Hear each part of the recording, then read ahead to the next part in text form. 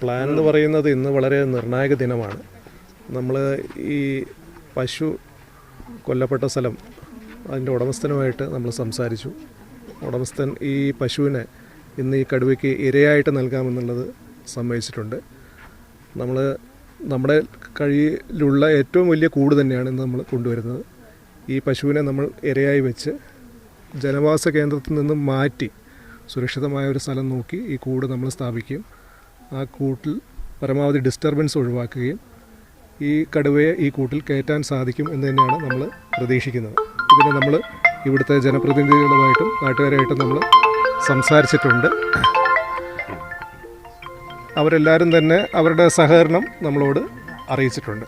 കൂടാതെ ഈ ഭാഗത്തുള്ള ഈ പ്രദേശത്തുള്ള വീടുകളെല്ലാം തന്നെ അവരുടെ ആലയിലടക്കം ലൈറ്റ് ഇടുവാനും ഈ കൂട് വെക്കുന്ന പരിസരം മാത്രം ലൈറ്റ് ഇടാതെ നോക്കുവാനും ഉള്ളൊരു നിർദ്ദേശം നമ്മൾ കൊടുത്തിട്ടുണ്ട്. കൂടാതെ ജാഗ്രതാ നിർദ്ദേശം നമ്മൾ മൈക്ക് അനൗൺസ്മെൻറ്റിലൂടെ നമ്മൾ ഇന്ന് നൽകുന്നതാണ്. അപ്പോൾ പ്രദേശത്ത് ആൾക്കാർ തടിച്ചു കൂടാതിരിക്കാനും ഉള്ള ഒരു ശ്രദ്ധ വേണ്ടതാണ്. വനം വകുപ്പ് തെരച്ചിൽ നടത്തുന്നുണ്ട്. ഇതിന് സമീപത്തുള്ളൊരു കോറി പ്രദേശത്താണ് ഇപ്പോൾ നിലവിൽ തെരച്ചിൽ നടത്തുന്നത്. എന്നാലും പകൽ സമയത്തുള്ള തെരച്ചിലിന് അതിൻ്റേതായിട്ടുള്ള പ്രതിസന്ധികളുണ്ട്. കാപ്പിത്തോട്ടങ്ങളാണ് കൂടുതലുള്ളത്, പിന്നെ പൊന്തക്കാടുകളുമുണ്ട്.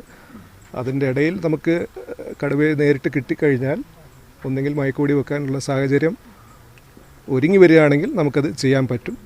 അല്ലെങ്കിൽ ഇന്ന് കൂട് വെച്ച് കടുവയെ നമുക്ക് കൂട്ടിൽ അകപ്പെടുത്താൻ കഴിയുമെന്ന് തന്നെയാണ് നമ്മൾ പ്രതീക്ഷിക്കുന്നത്. പ്രജീഷിനെ കൊലപ്പെടുത്തിയ അതേ കടുവ തന്നെയാണ് സ്ഥിരീകരണം വന്നത്. അപ്പോൾ സ്വാഭാവികമായും ഇവിടെ ജനങ്ങൾ ജാഗ്രത പുലർത്തണം എന്നല്ലേ നിർദ്ദേശം? തീർച്ചയായിട്ടും നമ്മൾ WWS 45 എന്ന് പറയുന്ന കടുവ തന്നെയാണ് എന്നാണ് നമ്മൾ മനസ്സിലാക്കുന്നത്. Thank you sir.